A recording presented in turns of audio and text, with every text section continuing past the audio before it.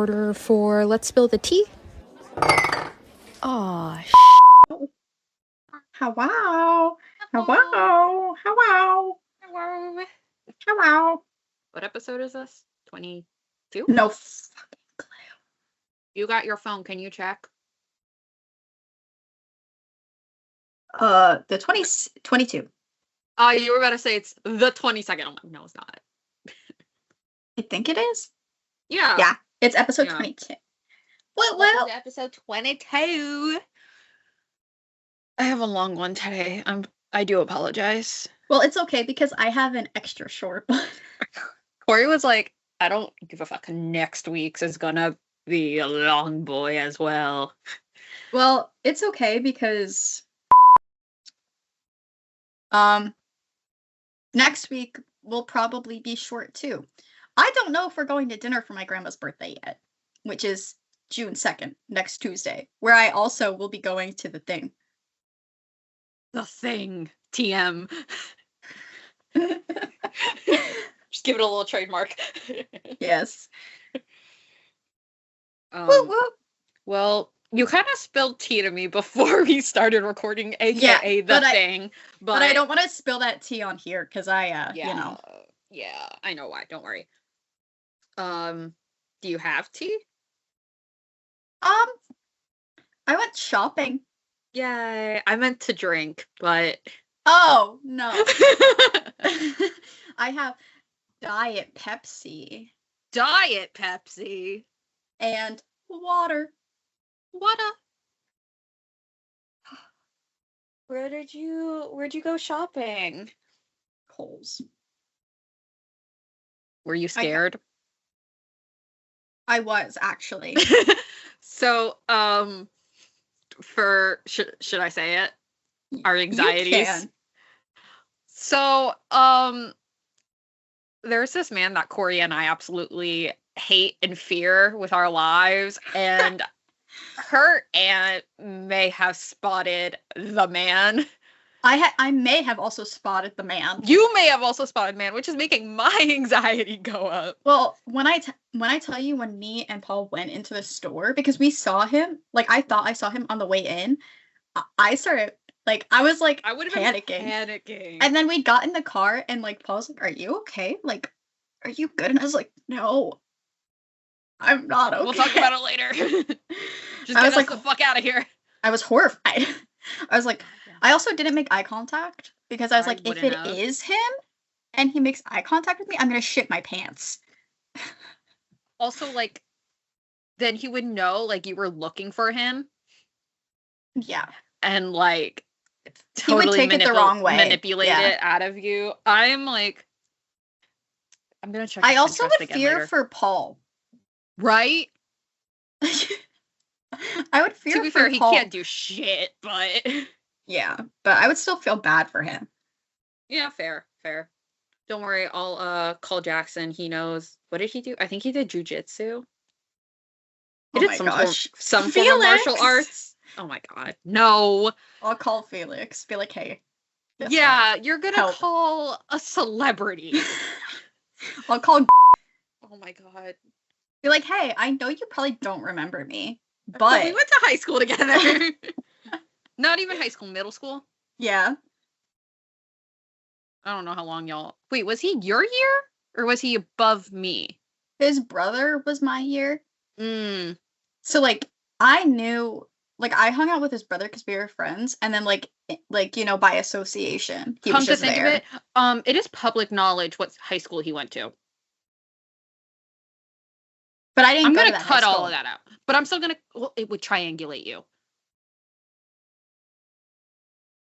Fair. I'm going to cut all of that out. I totally forgot that he was famous. Imagine if he went to high school with us, though. I forgot. Honestly, I really did forget he was famous because, like... Yeah. I don't remember him being famous. Like, I remember Little Boy. You know what? Maybe I'll just bleep out his name. And then, So we can still have this conversation of you being like, yeah, I remember him as a little boy. Yeah, I don't remember. It's weird. It is a weird concept. Yeah. Which also means I am that like 3 degrees from Kevin Bacon thing. God. It means I'm 1 degree away from Kai and Baekhyun because he met them and did like stuff with them.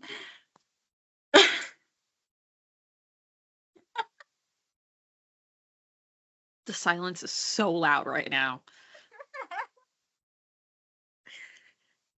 Corey, no. Let me live in my delusion. Oh my god. You're killing me. Not that I even really care about Kai, but... You care enough to say that you're 1 degree away from him. Well, it's fun. Oh, Corey, you're a little special.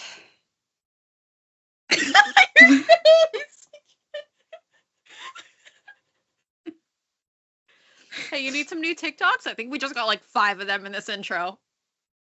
Yeah. After I edit the freaking Naruto run. There's like 10 in there you haven't even uploaded yet. I know. Well, there's not 10. Okay, maybe like 5. Yeah, but 2 of them are the ones that have to be like edited majorly because I have to add the clip in and then like the sound and like. Oh, the Naruto run, and which was the other one you had to edit? I don't fucking remember. I don't remember. Because maybe you were thinking the Animal Crossing one, but I did the music for that. Yeah, there was something that had to be added into that though. I don't remember. I'll look at it later. The Orville. I think it was Orville. Yeah. Anyway. You still haven't asked me a question. We really derailed. Yeah. Do you have tea? I have work on Saturday. And all I did, my union basically gives me a text.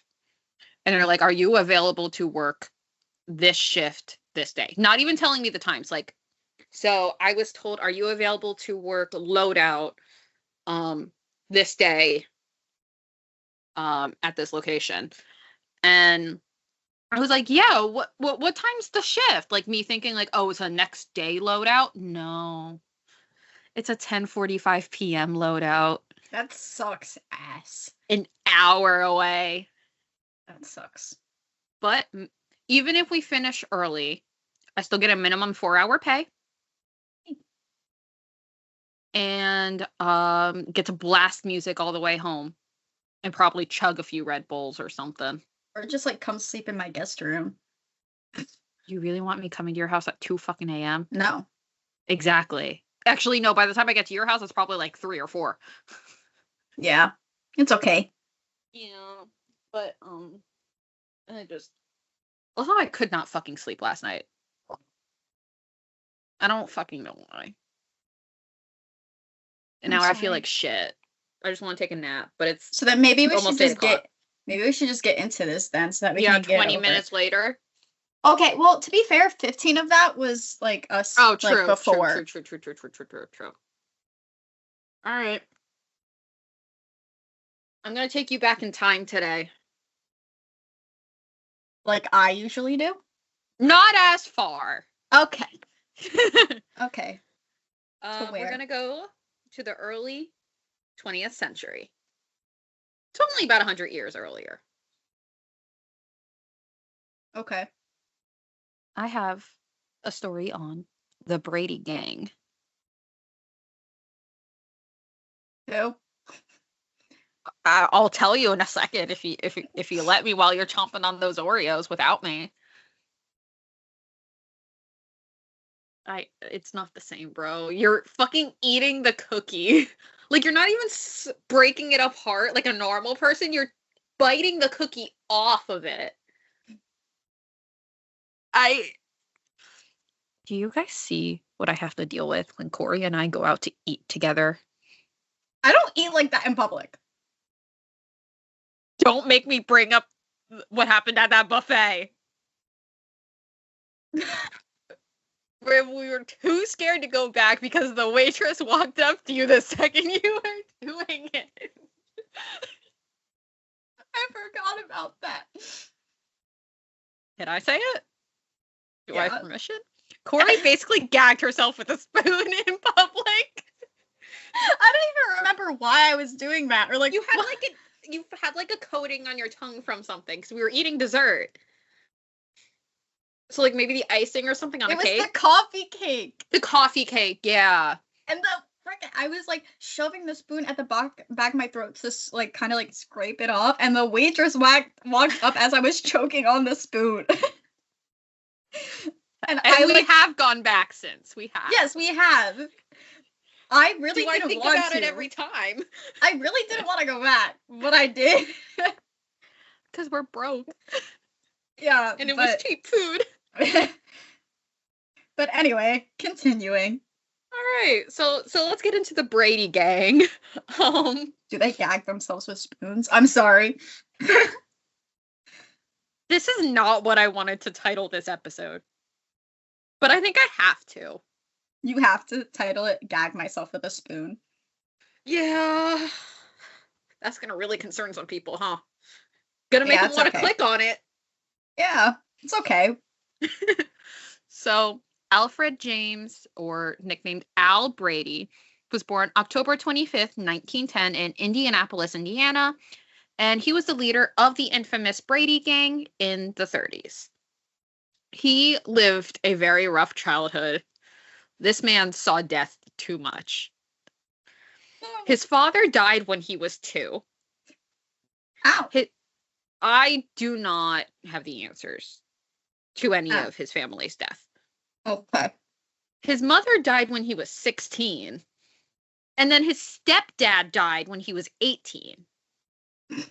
So all parental figures gone. That's sad. By the time he becomes an adult. Yeah, that's really sad. It is really sad. But what he does, I don't really... What's the word I'm looking for? Feel bad? Yeah, I don't really feel bad about it. There was like a specific word I was thinking about. Empathize? Sympathize? Yeah, I don't really sympathize. Thank you. My brain is so done. Okay. So 2 months following his stepfather's death, he'd commit his first robbery in Indianapolis in 1928. He was shot and wounded in this robbery. Like the other guy also had a gun. Oh, that's really smart. It was the 20s, bro. Fair. And then he was sent to jail. Sounds about right, though. So, while being released, he teamed up with Clarence Lee Schaffer Jr., James Dalhover, and Charles Gagging in October 1935. So he was in prison for 7 years. For that robbery? I mean, these notes are a little old, so I do apologize. I believe he was the one who was shot and wounded, not the other person, but he still had armed weaponry and whatnot. So they were known to steal cars and commit armed robberies across Indiana. They killed a 23-year-old store clerk and an Indianapolis policeman. Like, they're really just going right for it. They were also suspected of killing a policeman in Anderson, but it was never confirmed. I mean, there's no way it's getting confirmed now, but... Well, yeah. So, this didn't really last very long. Are you choking on an Oreo? No, I dropped it, but a little bit of the frosting, like, was off, so it landed and it stuck straight up.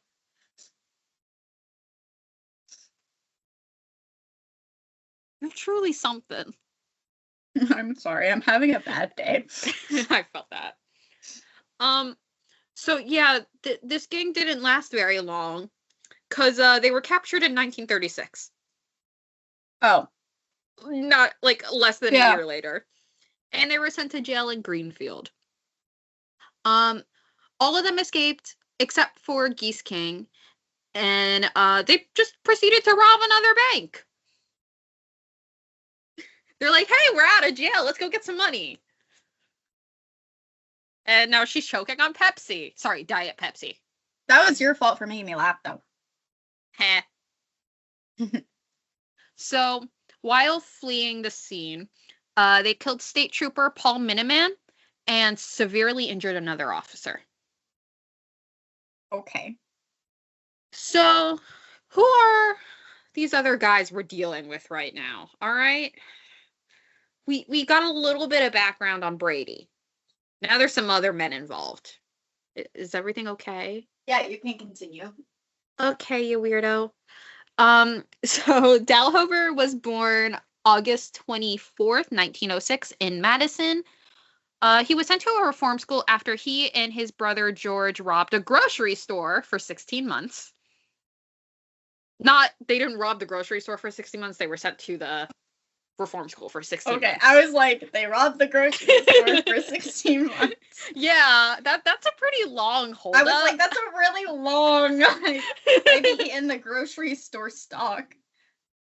Well, they then moved to Cincinnati with their mother, and he worked at the National Biscuit Company. I don't know. I like on the FBI page, it just said National Biscuit Company. And I was like, that's crazy. Actually, was it the FBI website I got that one on? I either got that one on the FBI website or like fucking Wikipedia or some shit. Which if it was Wikipedia, I had like 10 tabs open, so I can't remember which one off the top of my head. Fine. The National Biscuit Company, okay. Yeah. I'm gonna work there. That was in Kentucky, and he worked there for about 2 years. I don't know if the National Nabisco? The National Biscuit Nabisco? Is it Nabisco? Oh, I have no clue. Hold on. We need Google really quick. Because NA oh my gosh, National. It is Nabisco? It's short for the National Biscuit Company. I am a genius. But the headquarters is in East Hanover, New Jersey? Yes. There was a brief time where like Sky was working for Nabisco. That's crazy that it's in New Jersey. You know, I thought it was just like someone's last name. No, National Biscuit Company. It's the National Biscuit Company. Okay, learn something new. Okay, so he worked at the one in Kentucky. Okay. So, in 1924, he moved back to Madison to live with his father. And he basically bounced between the two cities and then met his wife, Anna Moore, and they had 2 kids. Okay. By spring 1926, he began making moonshine whiskey, it's the prohibition, for his wife's grandfather. Like his wife's grandfather, like, ran the business kind of thing. So he was caught and arrested with his brother George, and they were sentenced to 100 days and $100. Okay. Honestly, could be worse. Could what be. Is that, 3 months and change? I think so. Yeah. So actually, he only served 3 weeks of that sentence. Because they escaped and they returned to Cincinnati. Okay. She was like, I was not expecting that. No. What, when I like paused, did you think like, oh, they got released for good behavior? Yeah. Yeah, no, they just escaped. No, okay. So, they stole a car. Wow, already filling in all the blanks with the beginning of this story. And they drove towards Arizona. This car broke down, so they stole a 1926 Ford coupe in Roswell, New Mexico. So, like, they know how to steal their cars, apparently. Apparently. But then they got arrested again. And they're really not smart. Nope. They were sentenced to 1.5 to 2 years in New Mexico State Penitentiary. They were released November 25th, 1929. Then returned back to Cincinnati. Also, come to think of it, what about his wife and kids? Like, yeah, where are they during Where this? are they in this? So after his actual release, like the real one, he returned to Cincinnati and would once again make moonshine. Again, it was a booming business at that point. January 1931, he and another brother, John, went to California and worked at Needles Gas and Electric Company, and later on the Santa Fe Railroad until about June 1932. Then moved back to Madison once again to work with his father as a cabinet maker. And would you believe it? He still made moonshine. Oh, wow. And then by the summer of 1933, he was making moonshine full time. You know what? Good for him. Hey, if he's making the money. Yeah, like, good for him. So, early 1935, Brady and Dalhover officially met. By March 1935, Dalhover's whiskey farm was raided and destroyed by the police. No. Again, because it was illegal. Yeah. He was sentenced to 60 days and fined $500. So he got a shorter sentence, but a bigger fine? I guess different states. Yeah. So Brady met with him once again once he was released, and the gang officially formed October 1935 with Schaffer. They operated mostly out of the farm. They would commit robberies of grocery stores, filling stations, and drugstores. It's estimated to be that they robbed about 150 stores during their reign. That's crazy. And their reign was not very long. I'm going to tell you that. That's crazy. Well, okay, so I only told you like a small bit of it. Yeah. But remember, they escaped again. In 36. So they formed in 35, got captured, but then escaped. That's all I have told you so far. Oh, so, okay. So that didn't happen in a year. Okay. No, this doesn't. It's not 150 stores in a year. I think it's like 5 years. I mean, that's still a lot. That's still a lot. That's like 30 a year. That's like, I don't remember the exact year they got captured. We're gonna learn together. Okay. By reading these notes. So Schaffer's history is mostly unknown. He worked hauling coal for Charles Geese King. He was briefly the fourth member. He wasn't there the whole time. Schaffer met a girl in the summer of 1935. They were together until the gang formed. And there's a possible child with this girl. Schaffer never claimed him. Okay. Fair. So, we're not sure. So, all right. Getting back into the main storyline. We got enough background, I think. Yeah. I don't really have much on Geese King, I'm going to be honest. All I know is that he worked for a coal company. Or fair. Because he was Schaffer's boss. Yeah. So, going back into the crimes. I know, this one's kind of all over the place because you got to, like, find where to fit everything in, and it's just... It's okay. So, Dalhover was told to purchase a car and register it, like, legally, so they would not have to steal any more vehicles, ? I mean, that's a smart idea. Yeah, but I don't think they used their actual names, which is the thing. So it's like...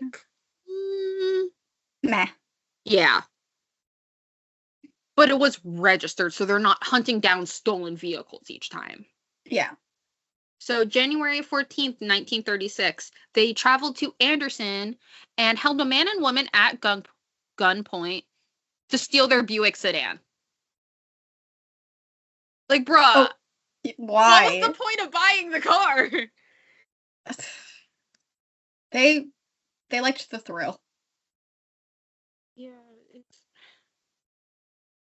and like, if I only found it in like one source, so I didn't put it in here, but like, or no, I think I'm mixing this up with Bonnie and Clyde. Never mind, I'm gonna Because I was going to say they kind of drove him and just let him go. Yeah, that's Bonnie and Clyde. But no, that was Bonnie and Clyde.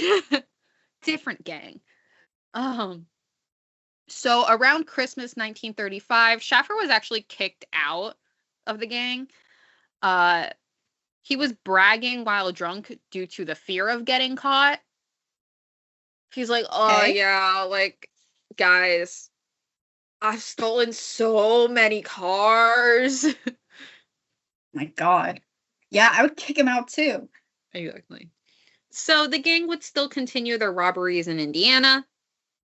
Apparently they robbed 2 grocery stores in one night in Danville, Illinois in January of 1936. I don't really know about that. It's supposedly that happened. Okay. But Schaffer came back for that robbery, apparently. What? That's why I was like, he was temporarily kicked out, I guess. Okay, fair. They're like, we don't associate with him. We don't know what the fuck he's talking about. But only for a short amount of time. Yeah. Brady shot at officers during the getaway with his automatic rifle. Probably also stolen. So due to the dangerous roads and bad weather, robberies would start to decline. So they went on a little hiatus. So they were like, okay, well, we can't rob stores anymore. Let's steal more cars and strip them for parts. Okay. So they organized a group of, like, teen boys to steal cars and strip them for parts to sell. But apparently they weren't satisfied. It was like, this doesn't feel like enough, guys. We got to do more. Right. So after conferring with the gang all together, they felt they needed more and better guns and weaponry. So they needed to add more and they needed to be stronger. Okay. So now we're going to head to Newport, Kentucky. And they made arrangements to buy a machine gun that once belonged to a former policeman. I don't know why that part was important, but I felt like it was. I mean, why take a police officer one? Because it's not registered to the police anymore, I guess. If it is, then that sucks. Yeah. So, and also while in Kentucky, they would purchase even more firearms and ammunition. This is, they stocked up. I'm just going to say that now. Yeah. I'm just listening. I'm absorbing. Understandable. So in February, the gang headed to Springfield, Ohio. They robbed 2 more grocery stores in another night, obtaining about $600. Now, would you like to guess about how much that is 100 years later? I don't know. So if you had $600 in your pocket, sitting in your savings in 1936. Okay. And you somehow were still alive to, like, access this account. Okay. You would have $14,141.39. Why can't we go back? Just put it in a nice account. Time travel to put our money in an investment account and just all the interest. Yes, I don't care. Oh, don't worry. I see another money one coming up in in a few bullets. Give me a second. So, shortly after, they were suspected of killing policeman Frank Levy in Anderson, Indiana, and they decided to leave that area for the meantime. You know, let the heat die down. Yeah. So they stole another Buick. They really liked their Buicks. And headed to New Orleans for about a week. And there were no recorded crimes in that area that they committed. Okay. So March 3rd, they robbed a jewelry store in Greenville, Ohio. The stolen jewelry would be valued at about $8,000. Would you like to take a guess of how much that is in 2026? $60,000. Not even close. Triple that. $189,928.18.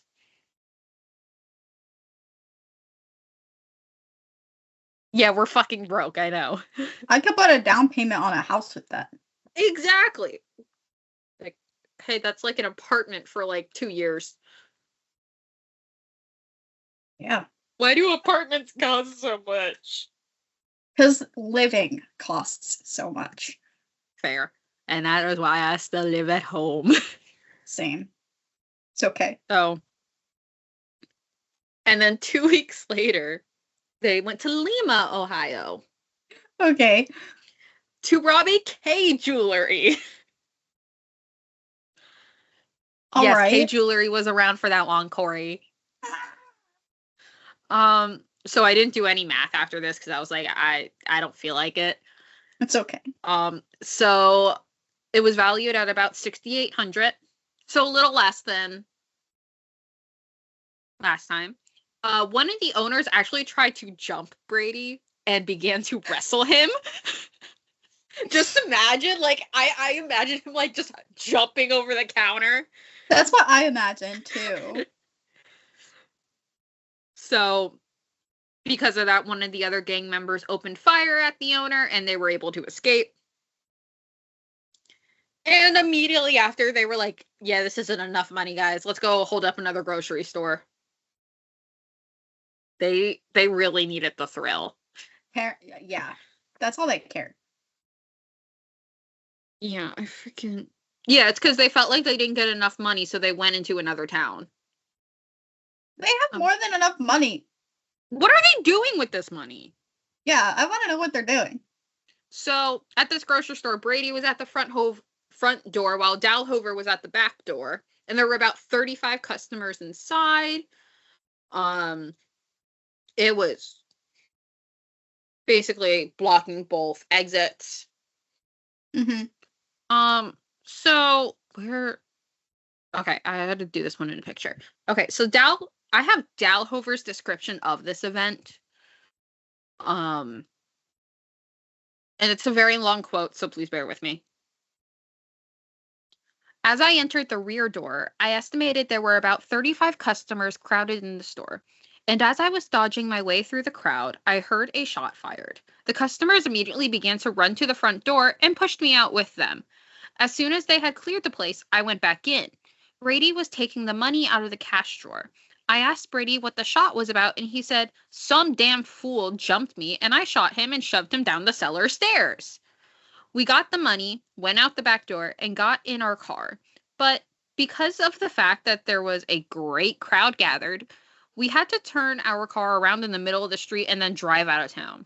A car followed us for some distance, and I shot 3 times at it and stopped. Okay. Like, fair. At least that one, like, I added an actual quote of, like, I didn't have to, like, interpret an interpretation, like... Yeah. Which, like, I don't want to say it sounds like a standard robbery, except Brady's chaotic shot in the wild, but... Yeah, I mean, it is a standard one. Yeah. So, the person Brady shot would be Edward Lindsay, and he was just a store clerk. I don't want to say he was just a store clerk. I'm sure there was more to him. Yeah, innocent man. He was a man. He was an innocent man who did not deserve to get shot. Yeah. April 9th, 1936, Brady, Schaffer, Giesking, and Dalhover reunite and drove to Dayton, where they would rob a jewelry store for $27,000 in the 30s. Corey, I'm fucking broke. They don't need that much. They don't need to do it. This. They don't need another robbery after this, but I know they're going to do it. Well, a few weeks later, April 27th, they robbed the same exact K Jewelers. They went back. They didn't even have a chance to recuperate. Oh. So Schaffer was our getaway driver. There was a police car actually parked in front of him to go into the 5 and 10 cent store that was next door. Brady saw the police car as they were exiting, but they just kept walking like nothing was happening. Like, yeah, this is like totally fine. We're not doing anything illegal. I imagine all the side-eyeing at each other. Yeah, I would lose it. I would just cry. I would get in the car, start crying. Well, they had more balls than us. That Brady and Dalhover held up the cop who was still in the car while the other officer noticed and began to fire at the gang. Oh no. So one was inside, one in the car. Geese King was shot in the leg. And the cop ran back inside to reload his ammunition. So that was their way to escape. So they grabbed the rest of the jewelry and booked it. Okay, fair. So they were pursued by the officers, Jess Ford and Edward C. Sweeney. And the police car would end up wrecked in this chase. Oh. Sweeney was severely injured in this crash. I do not know what happened to Ford. I believe they survived. Okay. But Sweeney was definitely hurt. So the gang returned to Indianapolis at this point, and Geese King needed medical attention because, well, they just had a little shootout kind of go down. So he was treated and then brought back home. They wanted to make sure that the doctor would stay silent by saying he was shot by a jealous husband who discovered his wife was having an affair with him. Okay. They were like, yeah, we're not going to tell this guy the truth because I don't think HIPAA existed at this point. No. Which then again, HIPAA does not mean law. It just means your medical records are protected. Mm-hmm. So, like, if you committed a crime, they can report it if they choose to, which they should. But so even though HIPAA most definitely was not a thing, it doesn't really matter. The physician was already suspicious, so he did contact police, as he should, and the cops were waiting for their return. Oh, God. All right, Corey, what do you think's going to happen now? Either they get arrested or they get into a shootout. It's a shootout. Sergeant Richard Rivers was killed and the gang escaped. They burned the stolen vehicles to get rid of evidence. And they planned to sell the jewels, but they were arrested before they could. So once again, arrested. Yay!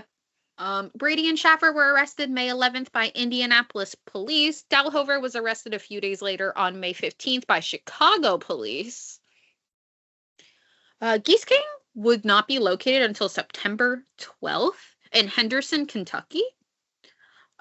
He was operating with a criminal named Jones and held up many filling stations. So still doing what he does. And he was sent back to Indianapolis awaiting his trial. So September 24th, Brady, Dalhover, and Schaffer were transferred to the Hancock County Jail. Since, excuse me, Geese King was not transferred with them because he wasn't a part of this murder that they were being tried for. Oh, I just hit my table. They were sentenced to 10 to 25 years in Ohio State Penitentiary for armed robbery. And they remained in Hancock until October 11th. Do I even need to say what's about to happen? Corey, what happens? Do they escape? Of course they fucking do. During breakfast hour, they assaulted a sheriff and took his revolver and then escaped. And by assaulted, I mean, like, they beat him up. Not the gross kind that I don't want to talk about. Okay. So, October 13th, a complaint was filed charging the gang with transporting stolen jewelry valued over $5,000 across state lines. It is well over $5,000 at this point. So this gave FBI jurisdiction. They traveled from Greenfield, Indiana to Ohio, and they entered a home in Gallipolis for clothes and blankets. Next, they would go to Wheeling, West Virginia. They were on the road. They were running. Okay, fair. I would too. They considered holding up a jewelry store, but felt they were too hot for a job like that. And by too hot, I mean, like, they were already on the radar. So they didn't want to put more to their name. Yeah. I mean, I wouldn't either. So next they would make it to Baltimore. That's our next big location. They stayed in a rooming house, which, like, I couldn't find out if it was like a motel or a B&B. Really could not tell you. But a rooming house. Okay, fair. They knew at this point the FBI was looking for them. And they were at the point where they were like, we want to just live a peaceful life here. You know? Like, okay, we can make a life for ourselves in Baltimore. But we're going to go back to our original area and commit the crimes there. So they didn't want to stop. They didn't want to stop. They just didn't want to do it in Baltimore. Yes. So, in November, they found a what kind of car, Corey? Buick. A Buick sedan that they liked. This is crazy. They found one that they specifically liked this time, though. And they held up the owner to steal it. So they worked under certain aliases while they were in Baltimore. Brady went by Edward Maxwell. Okay. Dalhover was Herbert Schwartz. Great name, dude. And Schaffer went by George Riley. Okay. Herbert Schwartz.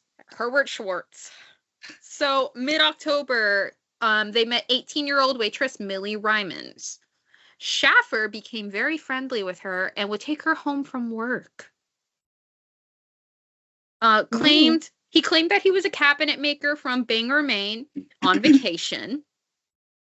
So, yeah, this Millie believes that Schaffer is actually George. So, like, yeah. And he said that Brady and Dalhover operated a furniture factory, and then Dalhover would meet Millie's 20-year-old sister, Mary. So they're dating sisters. Don't forget, Dalhover is still married with children. You know what? He don't care. He robs freaking grocery stores and jewelry stores. I brought it up later on when something happens. So they're like, oh, we're dating these women now, but, like, we need money. Get a job? No! They went back to Indiana and robbed State Bank at North Madison. They left on November 22nd in their stolen Buick and entered the bank on November 23rd around noon. They stole approximately $1,630. Excuse me. And they used stolen Indiana license plates to hide the Baltimore car. Okay. So they would switch out the license plates so they could still use the Buick in Baltimore. Mm-hmm. Once they arrived back, both men proposed to the girls on November 28th. Again, Dalhover is married, but Herbert Schwartz is not. I guess because Herbert's not married.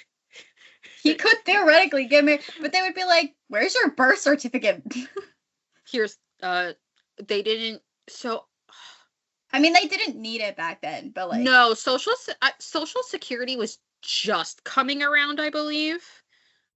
So they didn't really, like, ask for forms of identification.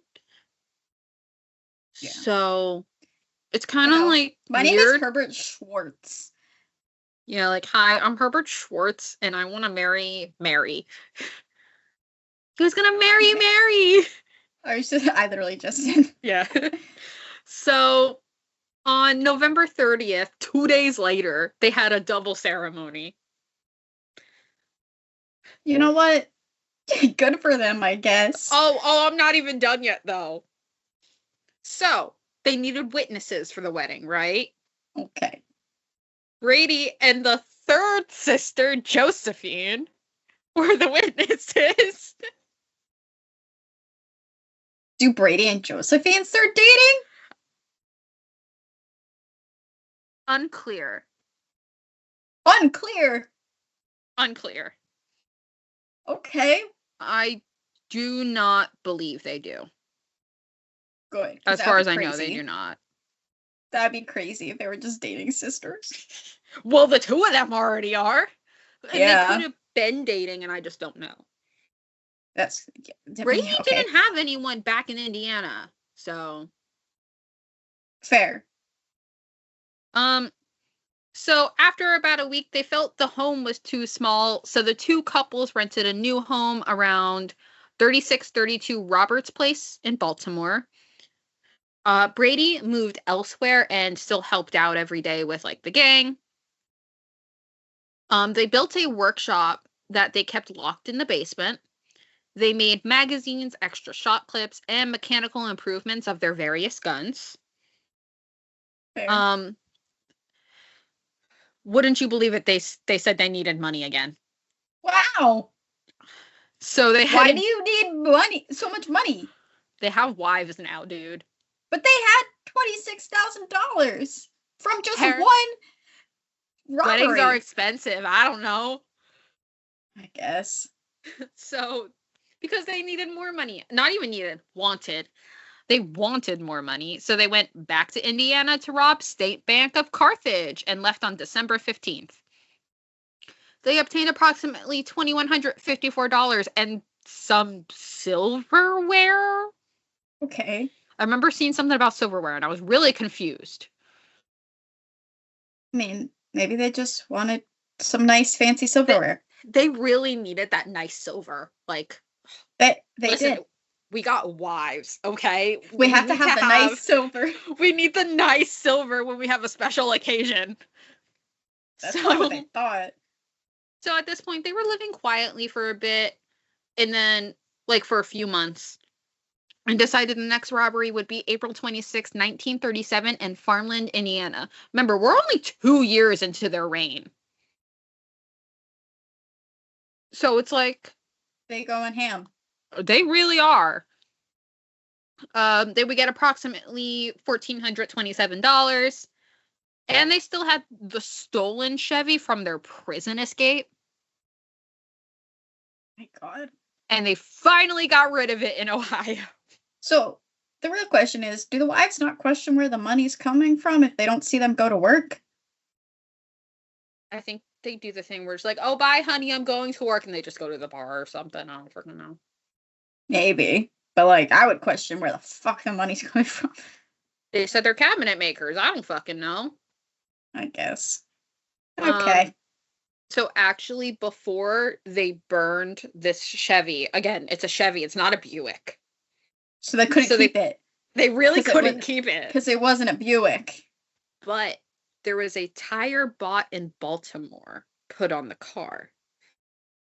So they made sure to remove it before destroying the evidence. That's smart. That was actually kind of smart of them. So they stole a .30 caliber machine gun from an American Legion monument in Moscow, Ohio, which was a memorial. Okay. So they repaired it, and they were like, actually, can we get another? So a week later, they stole another in Felicity, Ohio. These people piss me off. I would be surprised if they didn't. So they returned to Baltimore only to realize about a month later, what do you think they need? Fucking money. They need money again. Like, it's literally going in circles. I swear. This is like a giant, like, cycle. Can you imagine how I felt doing these notes? Probably very lost. I was losing my mind. I'm just like, again, fucking again. Because of this, I actually got, like, kind of disinterested in the case. I admit. But because, like, okay, they escaped, they robbed more banks, they robbed jewelry stores. And then all of a sudden, new wives. And I'm like, huh? Oh my. That hooked me back in for a second. I did get hooked back in when the wives came into it. Exactly. So they headed to Sheldon, Illinois, only to find the bank out of business. They were like, oh, there's no money here, guys. What the fuck? Maybe get a real job. Yeah. So instead, they robbed Goodland Stateland Bank in Goodland for approximately $2,528. And about 15 miles from the bank, they spot a police car and turned around to make their way to a nearby church. Because the police can't go into the church? Was that a thing back then? Because it's sanctuary, yeah. Like, I don't know when those, like, rules... I don't know when those laws came in, no. Well, they didn't go for sanctuary. They just went to get ready to have another shootout. Okay. Yeah, so they unloaded their weaponry when Officer Paul Miniman came to investigate the gang, opened fire, which killed him and wounded Deputy Sheriff Elmer Craig. Okay. One of them walked up to Craig asking, "Shall I finish this guy too?" And another yelled, "No, come on, let's get the hell out of here," which is me. I'd be like, I don't want to fucking be here. Let's go. This is not what we came here for. So they took his revolver, medkit, shotgun, and handcuffs before fleeing. And they returned to Baltimore once again in June and purchased a boat for fishing and pleasure trips. That is a quote. I wish I was kidding. Don't ask me what a pleasure trip is, because I don't fucking know either. But yeah, so now we know where the money's fucking going. To a goddamn boat. Fishing equipment. Pleasure trips. But hey, they went fishing, at least. It's a way to get food. Yeah. So Brady had some leftover money, you know? He was like, actually, I'm going to buy a tavern, which he operated for like a month. Okay. The bandits also bought a motorcycle and visited roller rinks and taverns frequently. They were really trying to, like, immerse themselves in the culture. So around August, we have another planned robbery. I'm telling you, we're going in fucking circles. The police wanted to question them, so they kind of just said they got the fuck out of there. Like, okay, guys.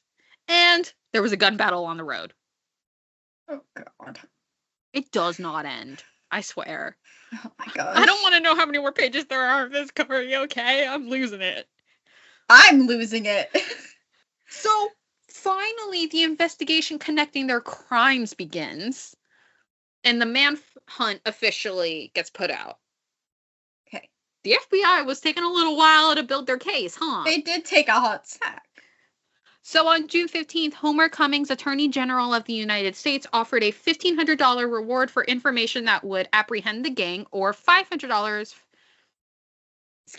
Or $500 for information for any one of the three. So you would get $1,500 if you basically were like, hey, this is how you can get them, or $500 if you had any information on one of them. Okay. So the men are once again on the run. They went home for clothes and ammunition, basically said bye to their wives, of course. Been like, hey, we got a work trip, we gotta go. That's probably what they've been doing. They've been saying they have work trips. Probably. So they headed to Buffalo, New York for about a week, and then proceeded to Nashville, Tennessee. So they went. Why did they? Okay. Yeah, I don't know why they chose that direction. Inconvenient. Maybe they were like, it's too cold in New York. Maybe they wanted to stay there, and then they were like, fuck this. Yeah, they probably went, it's too cold. They proceeded to Nashville, Tennessee for one night at a tourist camp. And then to Milwaukee, Wisconsin, which, you know who else is from Milwaukee? Who? The Milwaukee Cannibal. Jeffrey Dahmer, you fucking idiot. I just didn't want to think about that again. No, that's valid. That's valid. So they started to run low on money again. So they drove around and decided to rob the People's Exchange Bank of Thorpe, Wisconsin on August 23rd. Oh, so they probably didn't think it was cold. We're in August. What am I even saying? It's so hard to keep track of what time of the year it is. I know. Well, they stole approximately $7,000 and another revolver. And then they stayed in Milwaukee for the night. And then headed back to Buffalo until September 3rd. And then proceeded to Bridgeport, Connecticut and rented an apartment. What the fuck are they doing? I wish I could tell you. I really do. So on September 21st, they headed to Bangor, Maine to buy more firearms. Which also, don't forget, in Bangor, Maine, that's where George Riley's from. So yeah. if he told his wife, like, hey, I'm going back to Bangor, Maine. I mean. So they got 2 .45 caliber automatic pistols, 3 .32 caliber Colt automatics, and more ammunition. They asked for some clips and if more firearms could be obtained. And of course, the manager was kind of suspicious of this, so he called the police. Fair. They returned on October 5th for another .45 caliber automatic, and the manager contacted police again once they had left. Yet they wanted another machine gun. So he told Sergeant F.R. Hall they would return on October 11th or 12th for this weapon. Okay. He then informed the main chief of police, Wilbur H. Twoll, who then informed FBI agents in Washington, and the special squad was sent out. Now they're like, we can finally capture them once again. Yeah. You know, for like the 10th time at this point. So arrangements were made for apprehension upon the gang's return to Bangor. One agent was disguised as a sporting goods. I'm struggling. One agent was disguised as a sporting goods clerk. Another was in the rear of the store. And there were just more across the street. So, October 12th at 8:30 a.m., a Buick with Ohio plates entered the town. They drove past the store 2 times. Once they felt it was quiet and there was no danger, they parked the car a few doors down. Brady stayed in the backseat while Dalhover and Schaffer went towards the store. Dalhover would then proceed inside while Schaffer guarded the door. Dalhover was immediately apprehended. He was caught. I mean, yeah. So Schaffer opened fire as Dalhover was getting handcuffed. And that would wound one of the agents in their shoulder. Agent shot Schaffer, who ran back outside. Who was then shot again, dying within minutes with his .32 caliber automatic pistol with all but one shell fired. I don't know. I thought that's insane, right? Like, who knows what that last bullet could have done? So 2 agents approached the car with guns drawn. Brady put his hands up. Don't shoot, I'll get out. This was, of course, one big fat lie. Yeah. He lunged out, drew his gun, opened fire, and was then shot dead in the middle of the street. Oh.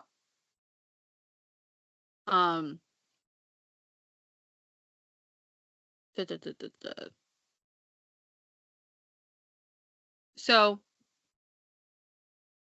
and the thing is, like, he was holding the gun that killed Paul Miniman.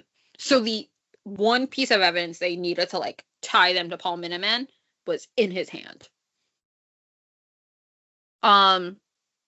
So, and that was the .38 caliber revolver with only 4 shots fired out of it during this shootout. He also had a .32 and .45 caliber automatic on his person. So he had like one on each hip or something. I don't fucking know. I don't know. So Geese King, as we know, is still in jail already. So he was not responsible for the Miniman killing. But Dalhover is the only survivor left of this ending. Dalhover was sentenced to death in federal court for killing Miniman, and he was executed by electrocution on November 11th, 1938. There were many firearms recovered. And when I say it's 4 lines long on my notes, it's fucking insane. Nice. Are you ready? As ready as I'll ever be, I guess. Okay.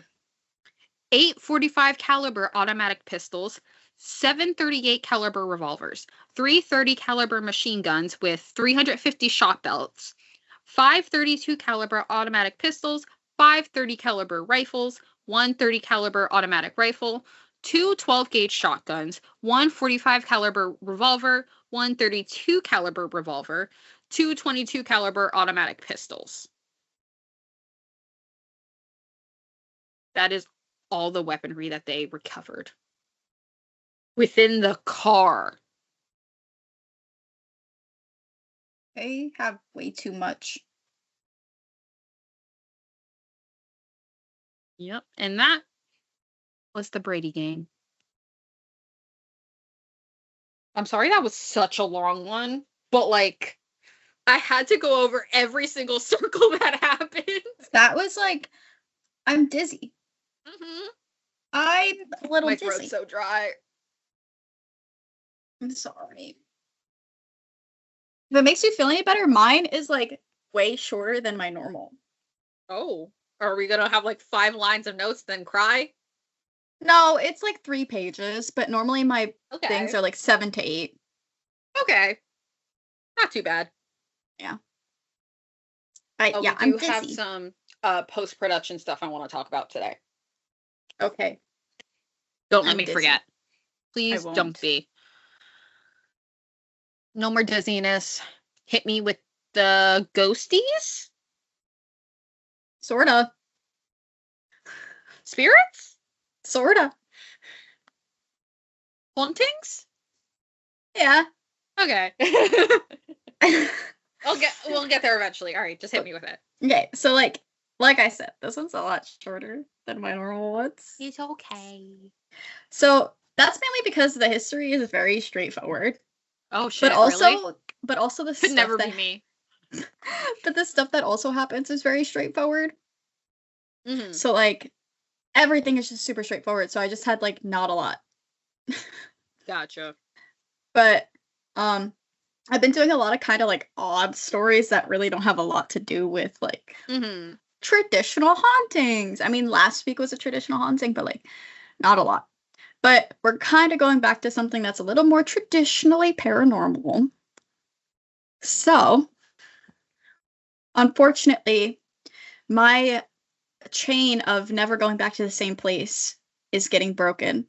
No, it's okay. And we're going back to the same place we were at last week. Where were we last week? Texas. Oh, okay. So, last week was Texas? I think, because it was it Victoria Black Swan? No, that's the one that's being posted on Saturday. Oh, so then what did I do last week? That's why I was like, huh? What did you do? Are you sure it wasn't Victoria? No. No, because I post that one's ready to be released. Because I was just editing it. No, because I remember I think it was Victoria Black's one last time. No, there has to be one in between. Or I thought I didn't do it until wait. What did I do when I came back from Texas? You did Victoria Black's one. Roanoke. You did Roanoke last week. Yes. Okay, I need you to like make sure like you need to update the notes because or at least like because what I do is like as I do the notes, I check it off. I don't do it as I release the story.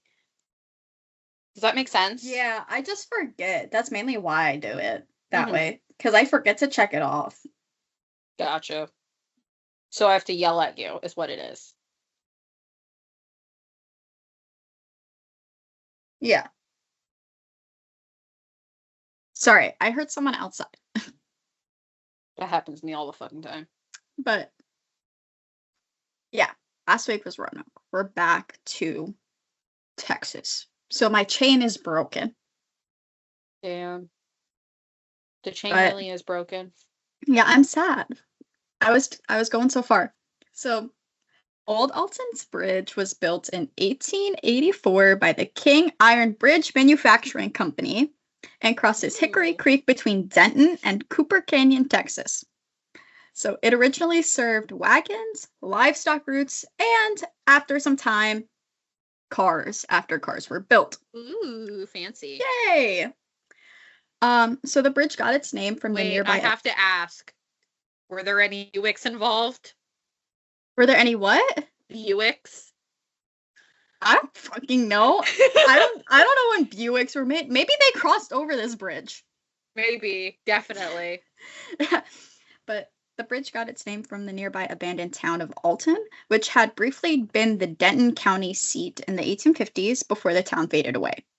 So it kind of just disappeared. Oh, damn. Locals had already like kind of seen the old Alton area as like eerie for like a variety of reasons. So they thought the area was creepy because it sat deep in wooded land. The creeks would flood easily, so everything got destroyed very easily. There was a lot of fog that formed heavily overnight, which obviously is creepy. And the old iron truss structures created strange echoes and metallic noises, so they would hear like little creaks of the metal. Ew. I hate that. So for decades, this bridge was a narrow one-lane bridge, and drivers had to honk before they crossed the bridge because the visibility was very poor. Yeah, so I hate that. The place by my house has bridges like that. Yeah. But in 2001, traffic was rerouted to the modern bridge nearby, which left the old structure mostly for pedestrians, hikers, ghost hunters, and other thrill seekers. That's literally the only actual documented history of the bridge. Well, damn. But there was pretty quick. But there's a legend that fosters the paranormal origins. So before I tell the legend, I'm just gonna give like a sensitivity warning. Oh my god. Okay. So the legend does take place in the 1930s. Oh my god, we're in the same time area? Yeah. So oh my god. During that time, there was some racial discrimination that would happen. Yeah. Which is in this legend. Obviously, it was 100% a real thing. I'm not saying that it's a legend that it happened, but I also do not condone racial discrimination, hate crimes, or anything of that sort. The legend is simply just for the backstory of the bridge. Mm-hmm. So just keep in mind that, like, we do not support this. It's just for purposes of backstory. That's all. Okay. So the legend goes that a black goat farmer named Oscar Washburn lived near the bridge in the 1930s. He reportedly became well known in the area for selling goat meat, milk, cheese, and hides, and the locals allegedly nicknamed him the Goatman. The fuck? Yeah. So the story says that Washburn hung a sign on the bridge that read, "This way to the Goatman." I hate that already. So the sign that was put up and the success that that sign implied angered the local KKK members. So in August 1938, the Klansmen abducted Washburn, dragged him onto the bridge, placed a noose around his neck, and threw him over the side. But when they looked down, the rope was allegedly empty, and according to the legend, Washburn disappeared completely. You had me at the fucking killing. What the fuck? I did give a warning. You did, but I was not expecting that. Sorry. You brought up the freaking group we hate to talk about, and that got me. I was like, I was not expecting it to go that far. I said it was the 1930s and there was racial discrimination. Yeah. that should have told me right then and there. But historians have found minimal proof that it occurred exactly as the legend says. However, they do believe that it reflects the collective memory of racial violence in the area, because these kinds of, hangings absolutely did occur in Texas. That group was active during that time. And the county did have documented history of racial violence. So people think that legend kind of just sprouted from the history.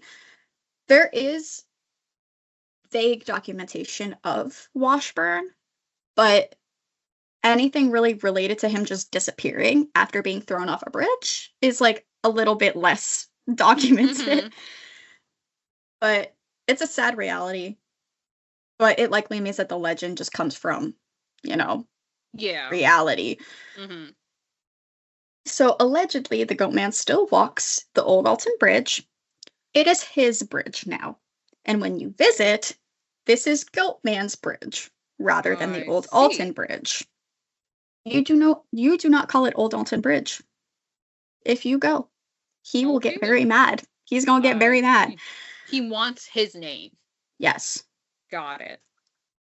So if you go to visit, there is a set of rules that you're supposed to follow to summon the Goatman, if you wish to. I don't think I do, but okay. No. So these include honking 3 times if you're in your car, knock on the bridge 3 times if you're standing, cross the bridge without headlights because you can still drive across it, or stand in the middle of the bridge at midnight. I don't like any of those personally. I'll pass. Yeah, but people claim I hate honking my horn. Come on. Yeah, I don't like my horn. But people claim that these steps result in the summoning of the Goatman, which is manifested by whispers, growls, foul smells, scratches, and an apparition appearing behind them. No, thank you.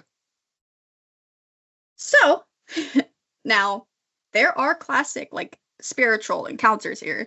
So the Goatman is said to be territorial of this bridge. You're supposed to be very respectful. You're supposed to be smart about what you do here. Do not claim it as your bridge or disrespect it by carving into it or doing anything of the such. Because the Goatman would get very mad. I would imagine. I would too. So when visitors do come here, they say that the following occurs. So they frequently claim to see a tall humanoid figure, something with horns, a glowing red or yellow eyes, or a silhouette standing at the far end of the bridge. So the descriptions do vary widely. Some describe it as a goat-headed man. Others see a normal man, and others only see movement in the trees. Which could be anything. Yeah. Honestly. People walking alone at night claim that they hear heavy footsteps behind them. There's metallic clanging on the bridge, which honestly could just be the bridge. Yeah, it's an old bridge. Yeah. Or something running across the iron gates. but when they turn around, nobody is there. Yucky. Some visitors report being scratched, shoved, grabbed, or having their clothing tugged. And others say that rocks are thrown from the woods or the creek banks when there's no one visible. Gross. Animals do seem to behave strangely near the bridge or the surrounding woods. Common claims include dogs refusing to cross the bridge. There's animals that panic, whether it's wildlife or pets, they start panicking. Or hearing goat sounds despite no livestock nearby. No, thank you. I'll pass. I hate that. I just think about how funny that must be. Like, imagine you're standing on a bridge and you just hear "bah." I think I would lose my shit. But the surrounding forest trails also have become infamous over time for occult rumors, ghost hunts, seances, and alleged satanic rituals. Investigators and locals have reported finding candles, strange symbols, animal remains, and abandoned ritual setups in the woods nearby. And some people believe that this kind of human activity has intensified the, bridge. Mm-hmm. And like I said, it was a very short one. That's it? Yeah. Girl, that was like 10 minutes. I said it was very short. Damn. I see how it is. It was very straightforward. No, it really was. I wasn't expecting you to just be like, I'm done. I was like, oh, shit. But this is probably one of the more popular ones I've done. Like, It's famous. And I've seen this, like, on different shows and podcasts. Like, I've seen it on Ghost Adventures. Actually, the place that I found out about it years and years ago was BuzzFeed Unsolved. Really? That's an oldie. I don't want to say that's an oldie, but... I mean, they're not even BuzzFeed Unsolved anymore. No. That's the thing. But, I first heard about this back then, like, in, 2015. God. That's been so long. It's, like, a very, famous kind of thing. Mm-hmm. I did enjoy learning about it, even though it was very straightforward and very short. But I would 100% not go there. I would not go there. No, we're not going there. Nope. Because here's the thing. I would be on, the bridge, just walking, and I would just, want to stop, look at the scenery, and I would accidentally tap 3 times or something. And he would take it as, me knocking on it, and I'm like, fuck.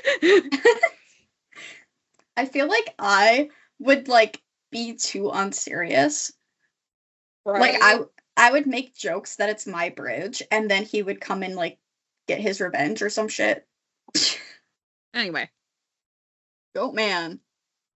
That was definitely a story, bro. I just think, I know it's not funny, but I think that it's funny that I gave a warning and you still were like, what? What? I was still like, the fucking fuck? I gave a very specific time period and a very specific warning. Yeah, I know. I should have. Well, you see, I was just dealing with prohibition shit, so...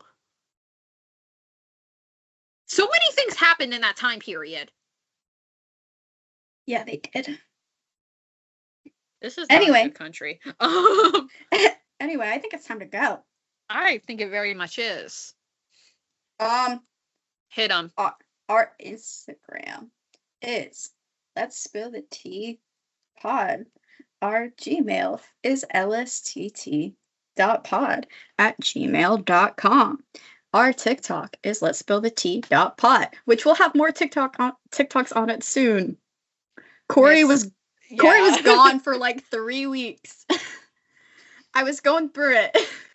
Yeah, and it's not my job to do social media, so... No, but it's coming. Also, Corey is the greatest social media manager ever. She will text me so much on my plate, okay? She will text me at 8 o'clock on a Saturday.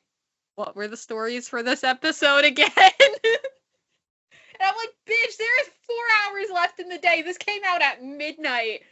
Okay. To be fair, I'll think about it at midnight, and then something will happen, and I'll totally forget about it until 8 o'clock at night, and I'm like...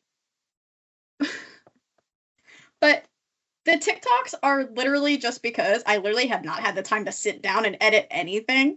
Yeah, no, you're fine. I'm just messing with you. I was going through a lot. You definitely were. But we're good now. Yep. My schedule's stable, and I may edit. You're not. I'm not stable, but my schedule is. Anyway, I think we spilled quite a lot of tea today, huh? Most of it wasn't even about the stories. It was just our own personal tea. It's us derailing is what it is. We needed a decompression day. Really? All right, just that was to, like, spew. All right, so I guess we spilt the decompression tea. Bye-bye.